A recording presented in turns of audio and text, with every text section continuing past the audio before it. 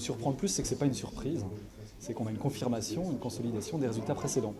Et donc le fait que l'activité humaine est responsable de la majorité du changement observé, pas seulement le réchauffement, mais aussi d'autres aspects du climat, les glaces de mer, le cycle hydrologique, etc., etc. Donc c'est vraiment une confirmation de ce qui a été déjà exploré et dit dans les précédents rapports. Quand on regarde depuis 1960, où la température a commencé à s'élever, où on a commencé aussi à élever nos émissions de gaz à effet de serre, on a eu des évolutions de la température qui ont été à la hausse, mais ponctuées de retours en arrière et de fluctuations naturelles.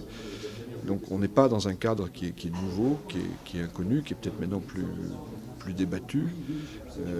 Si on veut vraiment analyser le réchauffement, il faut le regarder en rétrospective sur les 30 ou 40 dernières années. C'est ce qui fait sens pour l'analyse des tendances climatiques.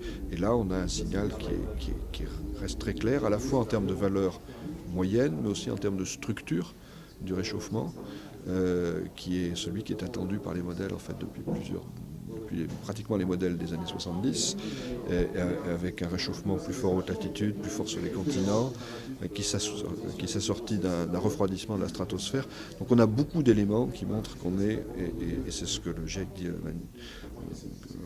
résume en disant on est virtuellement certain qu'au moins 50% des évolutions climatiques récentes sont dues aux activités humaines. On observe, principalement grâce aux satellites depuis à peu près début des années 90, de façon très précise l'augmentation du niveau des mers. On a des données aussi plus anciennes, à partir de marégraphes, et donc on est capable, avec certitude, d'affirmer aujourd'hui que le niveau des mers a monté de à peu près 20 cm depuis un siècle. Dans ce nouveau rapport, grâce à des outils de modélisation, on regarde l'évolution du niveau des mers au cours des prochaines décennies, et donc on a des fourchettes d'évolution moyenne du niveau des mers pour les différents scénarios. Et donc la fourchette revue à la hausse dans ce nouveau rapport, pour le scénario le plus pessimiste, c'est jusqu'à près d'1 mètre d'augmentation du niveau des mers en 2100.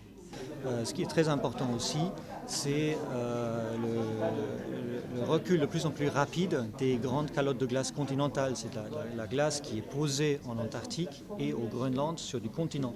Et ces calottes de glace, leur recul s'est accéléré ces dernières décennies. Et quand ces calottes-là fondent, le niveau de la mer monte. Donc la contribution des grandes calottes de glace au niveau de la mer a augmenté. Donc ça c'est en termes d'observation. En termes de projection de l'évolution de la cryosphère, ce qu'on a surtout réussi à faire, c'est prendre mieux en compte l'écoulement des calottes de glace dans les modèles et donc une accélération possible de cet écoulement, ce qui aujourd'hui donne des projections un peu plus élevées du changement de niveau de la mer que ce qu'on a eu dans le précédent rapport. Les modèles, ils continuent à évoluer, c'est-à-dire qu'on travaille essentiellement dans deux directions. Améliorer les processus qui sont déjà existants dans les modèles pour avoir plus confiance en eux. Et deuxièmement, sur rajouter aussi d'autres phénomènes qu'on n'avait pas pris avant en compte et qui peuvent influencer le climat. C'est pour ça qu'on a mis en place des simulations finalement beaucoup plus idéalisées et on est capable d'analyser beaucoup plus finement les différences entre modèles et pourquoi en fait ils se comportent différemment. Et là-dessus, on espère pouvoir progresser en termes de compréhension et donc d'amélioration ensuite des modèles. Augmentation des températures, augmentation du niveau des mers, ça veut dire que la planète va devenir inhabitable ? Non, je ne pense pas que la planète soit inhabitable, mais il faudra l'habiter différemment et je pense qu'on a intérêt à se préoccuper dès maintenant de la manière dont on va l'habiter. Je pense que ce que disent ces résultats, c'est qu'il y a une partie des changements qui sont inévitables et donc comme ils sont inévitables, il faut s'en soucier. Donc il y a à la fois deux enjeux. Comme on engage l'avenir à long terme, il faut dès maintenant diminuer les émissions de gaz à effet de serre, mais comme on l'engage à long terme aussi et qu'on aura des conséquences inévitables, il faut aussi dès maintenant se préoccuper de savoir comment s'adapter au changement climatique futur. Alors s'adapter, oui, on peut dire l'humain va s'adapter. L'homme ne va pas disparaître parce que le climat de la planète augmente de 4,8 degrés. La planète va continuer à exister même si le climat est plus chaud de 4,8 degrés. D'ailleurs, dans le passé, il y a eu des périodes où le climat était encore beaucoup plus chaud que ce qu'il ne sera à la fin du siècle.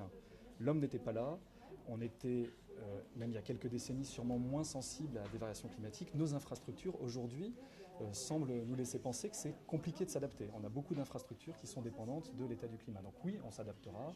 À quel coût, c'est difficile de le dire aujourd'hui. Il y aura des gagnants, il y aura des perdants, il y a des régions du globe qui pourront peut-être bénéficier du changement climatique. Ce que disent les économistes aujourd'hui, c'est que dans son ensemble, ça risque d'être très coûteux. Mais encore une fois, c'est dans le volume 3 du rapport que vous trouverez les réponses à ces questions.